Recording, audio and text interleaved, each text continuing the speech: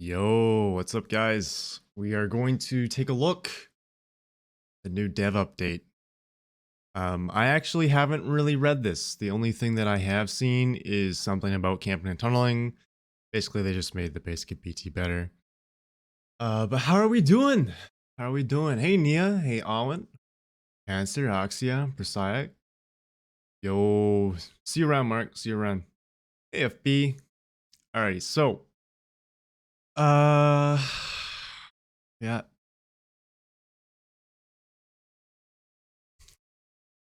Bloodweb costs. Last month, we overhauled our progression system to make it easier than ever to earn perks.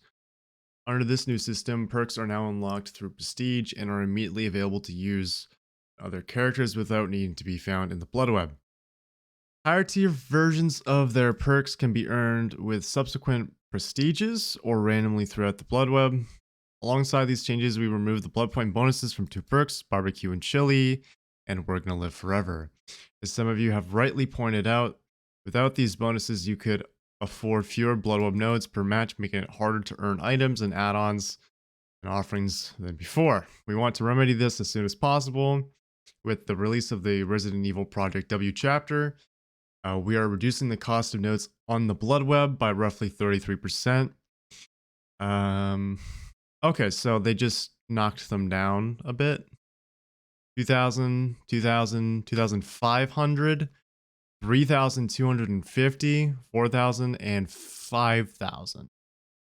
Okay. You may be wondering why not increase the blood points earned instead. This is a good question and one we took into consideration. 33% reduction in blood costs is effectively the same as increasing blood point earnings by 50% across the board. For example, 30,000 blood points can be exchanged for 15 common nodes when priced at 2,000 blood points each. At 30,000 blood points, you would need 45,000 blood points to get the same number of nodes. The reduction makes all blood points more valuable, not just those for matches. This means that even your daily rituals and archive challenges have more purchasing power than before. Ultimately, we found that reducing blood costs was the fairest option and provides the best value. Hey Luna, what's up Froggy? Hey Casual. Yeah, we're just reading the new update. In the past mid-chapter, we added a 5-second endurance and haste effect, so this is the part that I already read.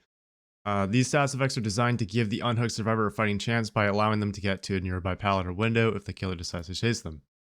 We released this feature with safe numbers to ensure that things don't get out of hand. Now that we've had some time to see how they play out, we feel comfortable increasing them further.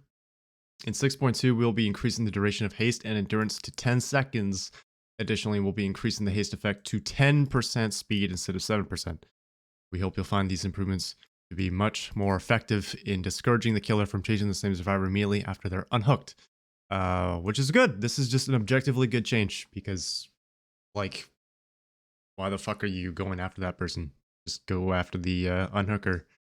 Medal of Man. In a recent update, we made Medal of Man completely useless.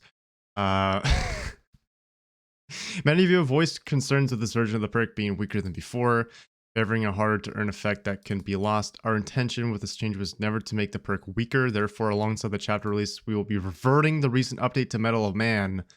Medal of Man will instead grant a unique protection effect that is not cancelled by conspicuous actions like endurance. To help differentiate them, this perk will no longer cause the endurance status effect to appear in the HUD when activated. Okay, so they're literally just reverting Medal of Man.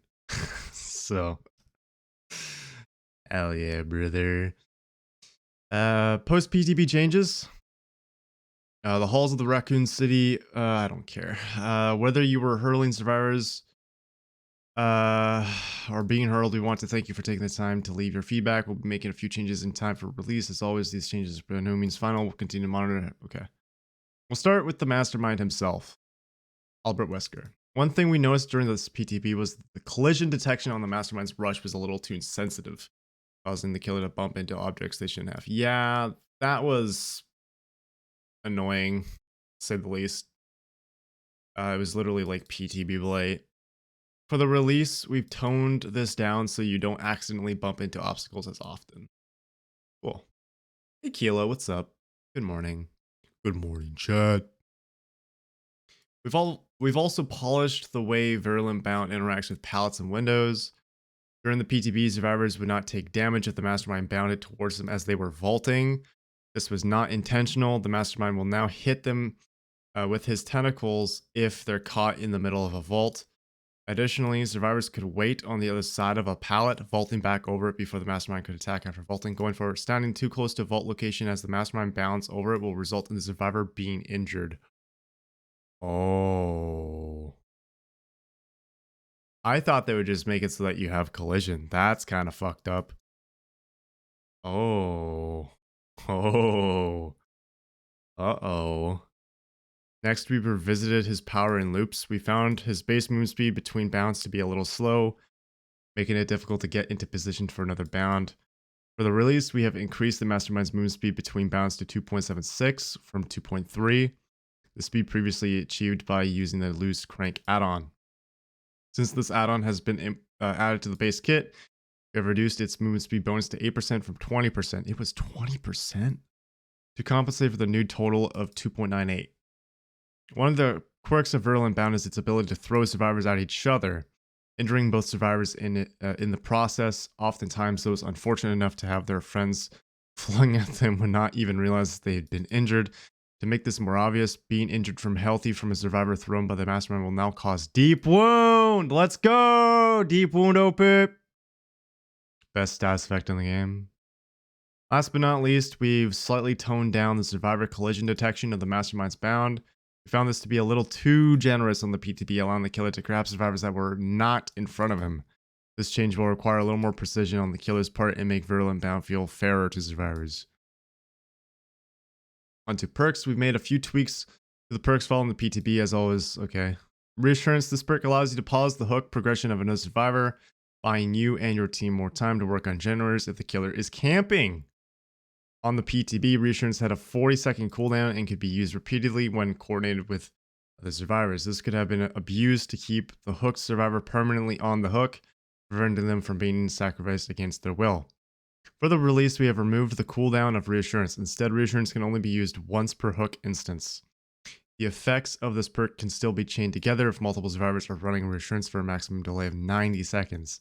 This will keep the perk's effects potent without being abusable. Awakened Awareness. This perk grants the killer aura reading while they are carrying a survivor. On the PTB, this effect also lingered for 2 seconds after the carried survivor is dropped, hooked, or wiggled free. This effect could be a little oppressive on certain killers, especially when paired with Lethal Pursuer to extend the aura reading effect as Starstruck to make survivors exposed. For the release, we've removed the lingering aura reading from Awakened Awareness. As a result, Lethal Pursuer will no longer extend the duration of Awakened Awareness's aura reading. Low Profile, useless perk. Low Profile hides the scratch marks and pools of blood when you become the last survivor for 90 seconds. Unfortunately, this meant the perk would only activate once per match, and only if you happen to be the last survivor standing.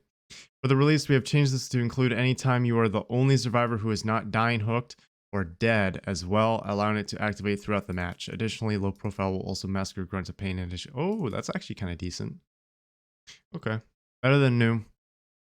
This perk granted any survivor you healed a 6% action speed bonus to repairing, healing, chest opening, and totem cleansing for 35 seconds.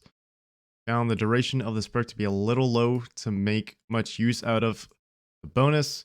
For release, we've made a few changes to the perk. It now grants 16% action speed bonus to healing, chest opening, and totem cleansing and blessing. Better than no longer has a duration. Survivors instead keep this bonus until the next time they take damage. Ooh, okay. That's a little scary, but okay. We hope this will make it easier to get value out of Better Than New. Yeah, it will. Finally, we come to the RPD. In this chapter, the map has been split into the 2 East Wing and West Wing maps. Each map includes the main hall and a small section of the opposite wing, greatly reducing the size compared to the original. We've also opened up new pathways between various rooms to make maps easier to navigate, as well as widening some hallways. In the PTB, we found that there were too many pallets scattered around the RPD. Size been reduced, so we reduced the number of pallets on the newly renovated map. Cool. And that's it. Okay, cool. Nice. Nice, nice. So basically, we lowered the price of stuff. We made base kit BT good. Metal Man is reverted, and we improved Mastermind, and we nerfed some perks and buffed some other perks. Cool, cool, cool, cool, cool.